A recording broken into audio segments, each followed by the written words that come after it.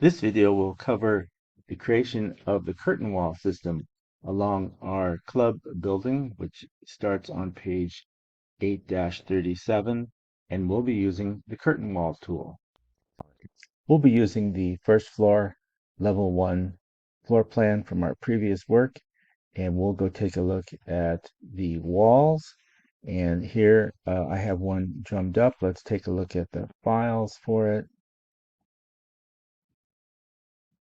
Okay, I'm unable to show that only briefly because today my video software is fighting with the wall tool for control of the panel. But you'll be able to see it if you click into here, and it's at the lower end. You'll see the curtain wall chosen, and here it is. Finally got it to stick. And you have a choice of curtain wall, exterior glazing, or storefront. We're going to choose exterior glazing. And we'll go then and select the walls that we want to modify. I'll choose the modify tool, hold my control down, select the modify, go back. Okay, and we're going to fight with the computer to get that exterior glazing. And then I do get an error message. Can't keep elements joined. Okay, so I don't really have another choice, so I'll do unjoin. And it's really referring to this. We don't really need this super connection yet, so we'll unjoin. And then let's take a look in 3D to see what we got for our efforts. And we can see a very good curtain wall is showing up for us.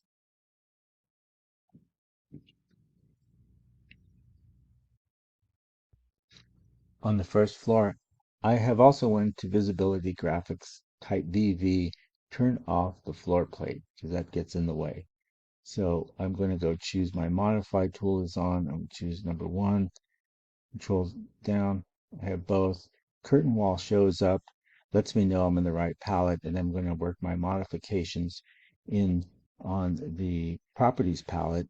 You'll notice that I said before, I separate project browser and properties palette to each end of the drawing so that I have uncluttered and a clear thought when it just comes to the property. So let's choose the property pieces.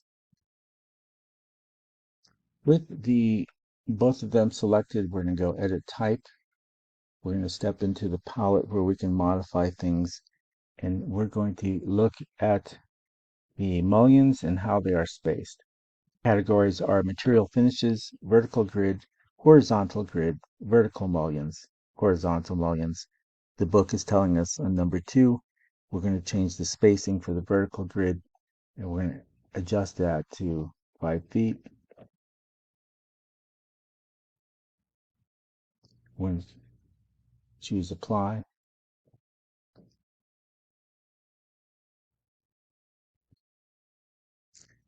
Choose OK to exit and return back to our drawing. Then we're going to go to our south elevation and take a look at what we've done. On that south elevation, though, I'm just looking and I say, oops, I forgot the horizontal, I did the vertical. But we can also adjust this. Good chance to show you that you can work 3D. So I'll choose that, hold my shift down, then go into my edit type. And then let's see. So I did the vertical, the horizontal. Okay, so they also want the horizontal grid at 5. So let's put in 5. Apply. Okay. And it did make that change, and I'm pretty happy I was able to work in 3D. But this is not always the case. As you'll see when we modify these, stuff in the background can get caught up in this. But I guess I just know enough to choose. Whenever I see blue, I can kind of tell what the outline of what's being chosen. So you'll get that smarts too. So let's go back to where we were. And here's the highlight of this video is we want to change the top row from being translucent, and let's just take a look at what's happening there with our realistic mode. Have to save the project. And now we get our render. Okay, so everything is basically the same roof, but it looks like everything is not so transparent. So let's go change that. Let's go back to our, not wireframe, but our consistent colors. Okay, hidden line. Okay, so we want to choose that top row, and how are we going to do that? So to add mullions, replace the top row of the curtain wall panel with solid panels to hide the ceiling. Open the south elevation, which we have, and we're going to select the top row of panels using the crossing window. Remember our crossing windows, we hold down our mouse button and we can go take it from left to right or from right to left. And depending on how we do that, it's what we capture. So let's try that. Let's try and isolate this top row. You can see just by selecting that I had some ceiling grids and stuff chosen, and a few other components were chosen in this pick.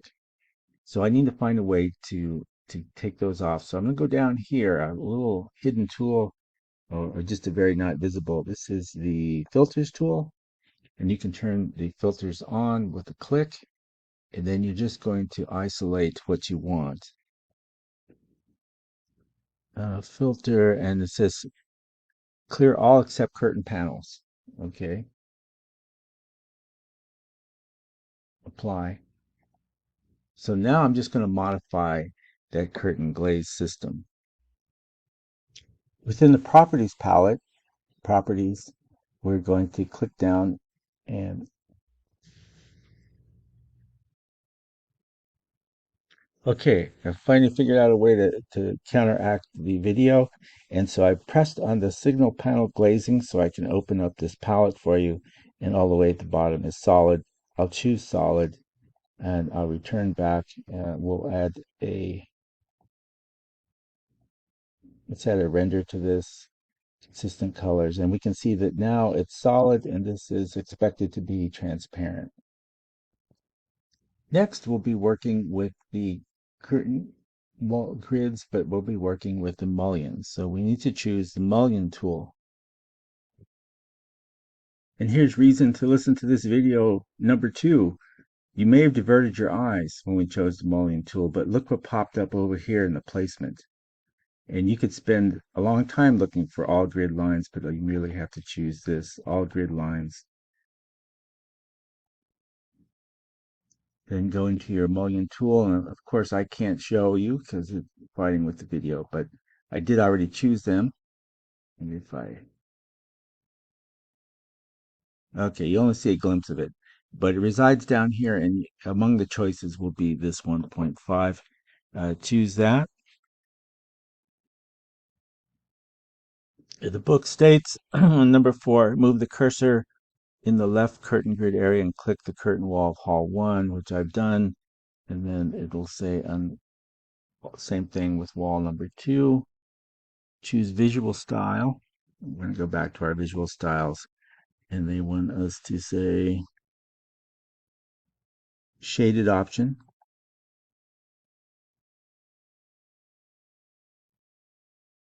And it should look just like this. And then breaking off the restrictions, we'll just take a look, and looks pretty good from here. I got to remember to turn on. I turned this off earlier. The floor was getting in the way, and looks like it's self-healed. So I'm okay there. We can cancel all of that and get rid of this extra. You can build these independently, and that's what I've done here just to mess around. But this completes the tutorial for the club.